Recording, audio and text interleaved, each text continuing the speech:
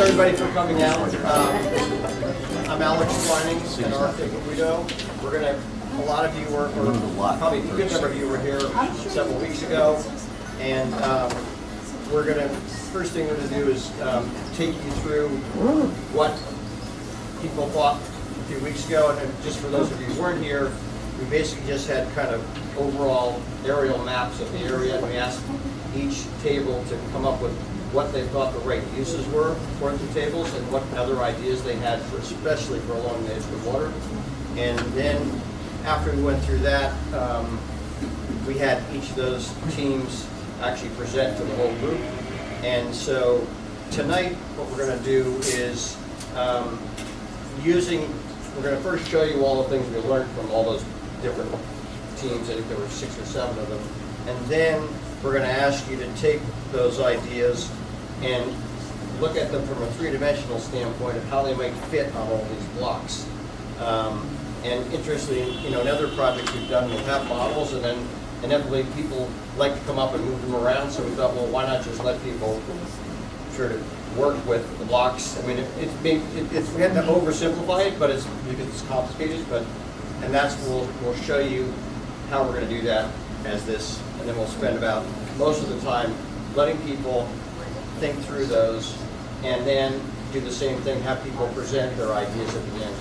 Again, just so that we can get as many different ideas as possible. So I'm going to turn it over to Guido, to Marble Architects. And also there are a bunch of other architects here that will probably join your tables so that they can help you understand what might seem like complicated rules of the game. And I think the idea is to get as many ideas as possible and have some fun doing it. Yes. We learned a lot a few weeks ago, so we hope to learn a lot more today. Hello, thank you for coming. Oh, by the way, there's food over here, Yes. sorry, and drink, and there's the restrooms on the other side. So that's sort of our agenda up there. I'm going to do an introduction, and I'll go relatively quickly through it, which will include going through the things that we talked about at the last meeting and the sort of the conclusions that we pulled out of that discussion. And then I'll introduce the planning exercise that everyone is going to do at the individual tables. And we do have other designers with me at Marble Architects who are here, and maybe you could introduce yourselves. Sure. Hi, I'm Karen. Hi, Erica. And Jadio here. And Ishta.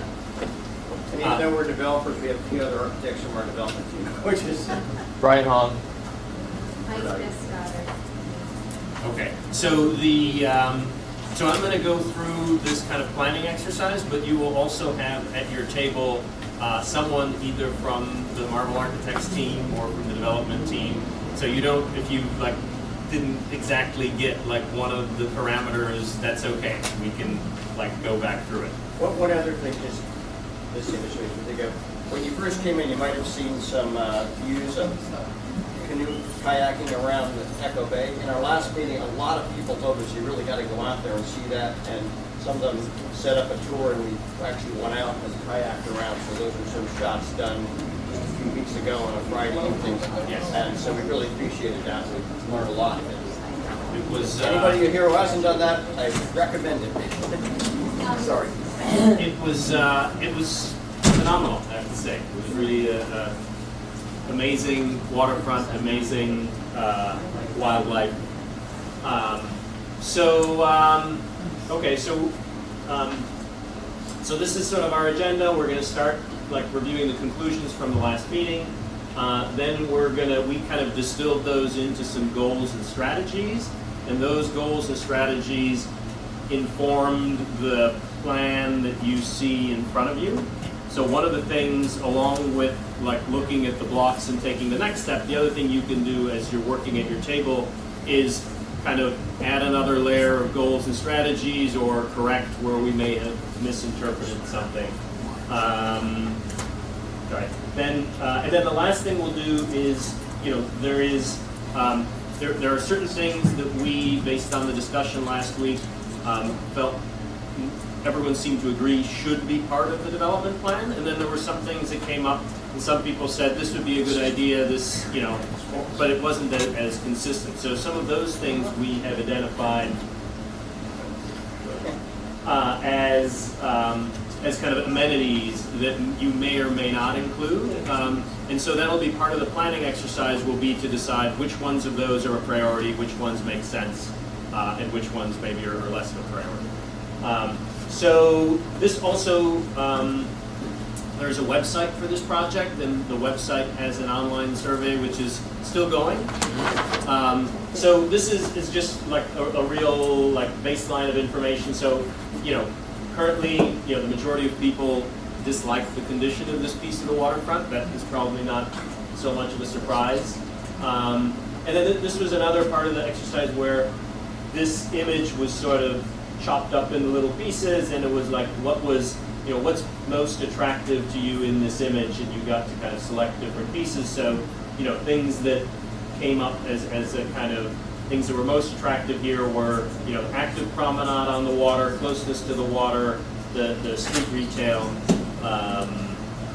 and then so the website kind of goes through this for a series of different waterfront images, and you can see sort of where, you know, what things people were most interested in. And we're gonna post this back up to the website, so if people want to kind of refer back to it, I'm not necessarily going to go through each individual highlight. A lot of interest in kind of strolling along the waterfront, kayaking. A lot of interest in being able, you know, having a place where you could dine on the water.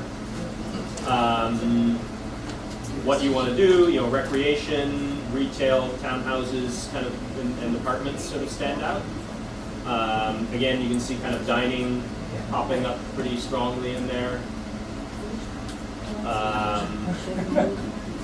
And then sort of this was more of like an open-ended question, like what resonates the most with you, kind of environment, you know, education kind of being highlights there, community.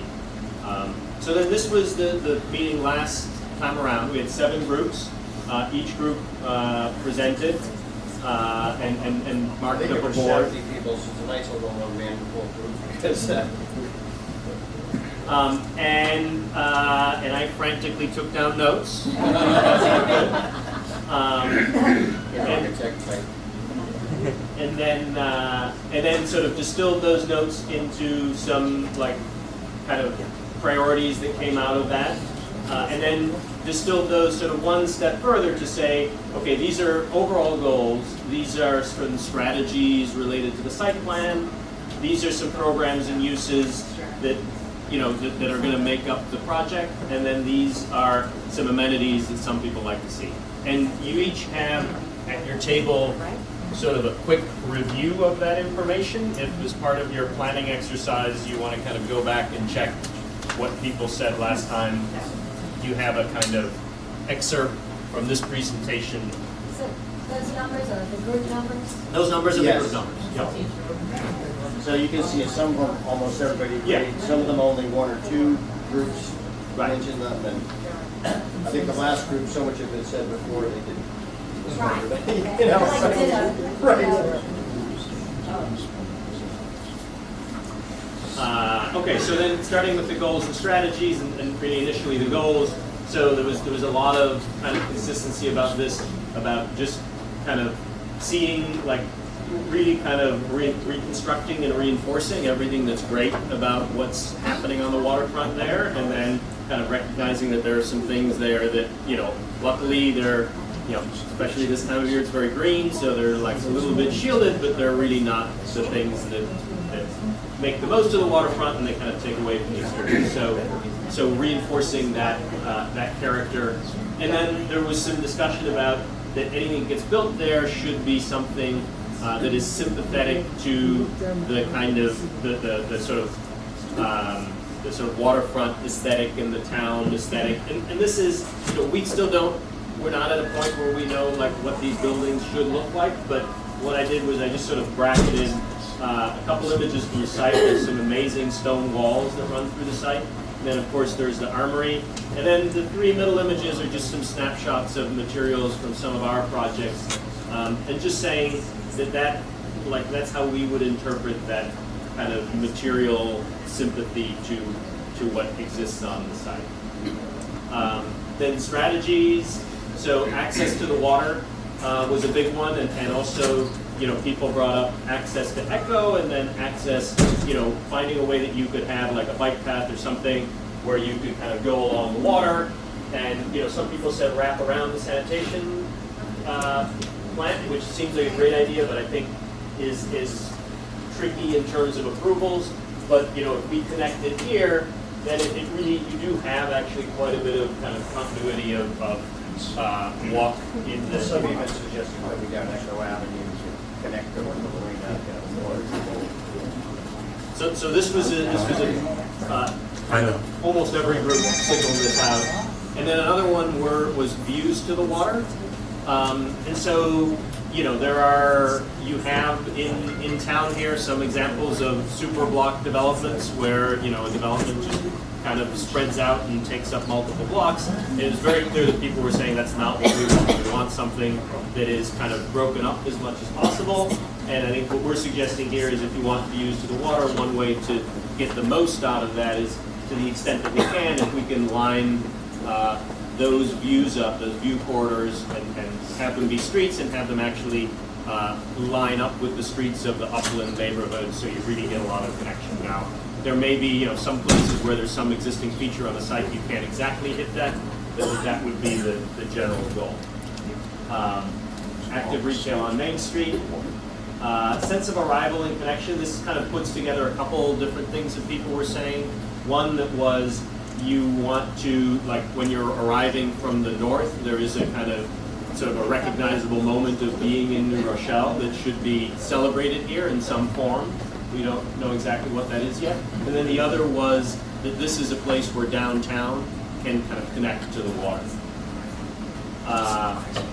Obviously, just dealing with the treatment plant and having some kind of a buffer depending on what kind of development is going up next to it.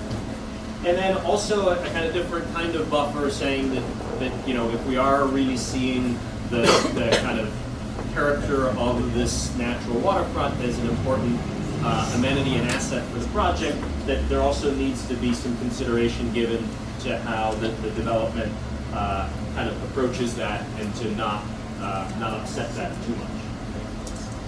And then there was also a general interest in saying that whatever is built, it should kind of scale down towards the edges where those edges are lower scale residential neighborhoods.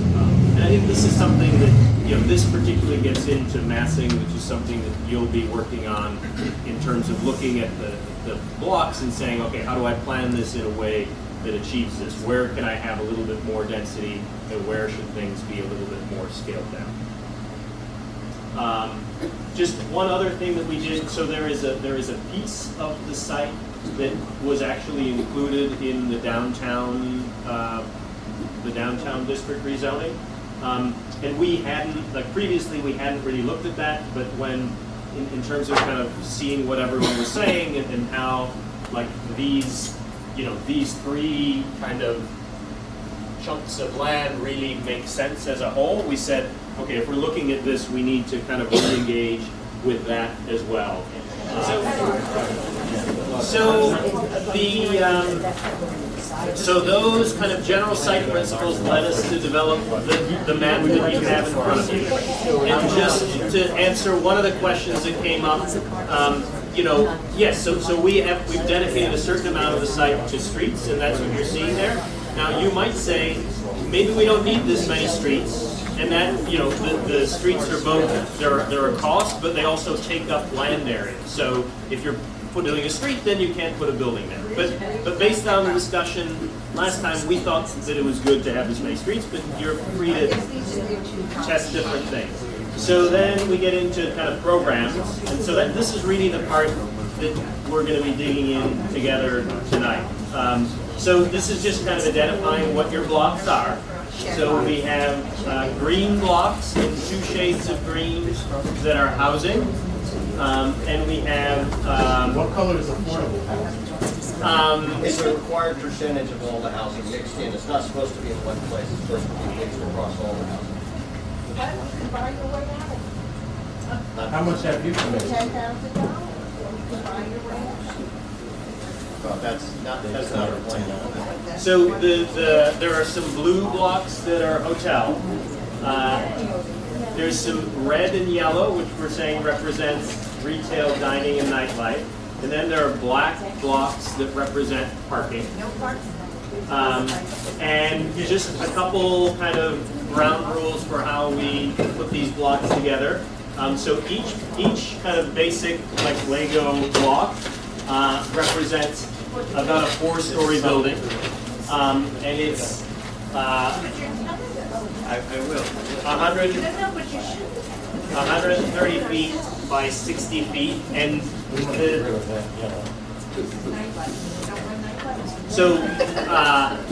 the residential building has to have windows on 2 sides, right? So you can't just cluster them all together. You need to give people windows of light air. And then you can put the residential on top of retail. The retail doesn't need as many windows, so it can be deeper.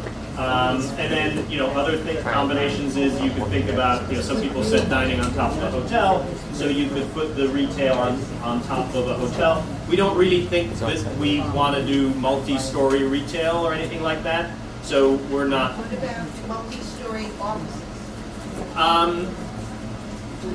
It's a possibility. I think that is it's trickier in terms of that actually Much higher working. traffic. But Peak hour traffic is far worse than. I know, but they'll go and look, they'll go and use the retail, and they'll go and dine. But I guess the one other thing I would say is, so all of these ideas, like if you're saying, like, we think, our group has talked about this and we think that there should be an office building here, like, that's, you can do that. You can write it on there and you can just say, like, you're gonna present your plan and you're gonna say, this is our idea. So then parking, you could have structured parking above. I'm going to try to get to the end pretty quickly. So structured parking above grade, or you can substitute that parking with a residential block, which pays to put the parking below grade. So that's just a swap. The parking Maybe we basically. should explain the bags also. Yes, I will. So then. Can I just ask one question about the blocks? Do we have a sense, because I'm so bad at it, like each Block, the is, higher blocks are 4 stories. yes. I mean, how many, like, is it like? Oh, This is 33,000 feet, so that's probably 30 apartments. Okay, Okay? And then the thin blocks are like 2 stories. got it, okay, so 30 apartments for a. So then, in terms of amenities, based on the discussion from September, we said, okay, there's certain things that are baseline that are baked in, and those are along streets, view corridors out to the water, waterfront walk, sort of ecological things like having a LEED standard for all the buildings, waterfront restoration, sort of local retail. And then we said, okay, there's some other things that some people have said they would like to see, but those things are an additional cost that the development has to bear, and so those require a little bit more development to pay for them. And there are specific, on the board there, it says, okay, if I want to restore the armory, I need to do another block and a half of development somewhere on the site, or things of that It's written down on your Yes. boards in the lower left. There's kind of a, if you want to keep the armory, then Yes, in this Is case, the armory in zone D?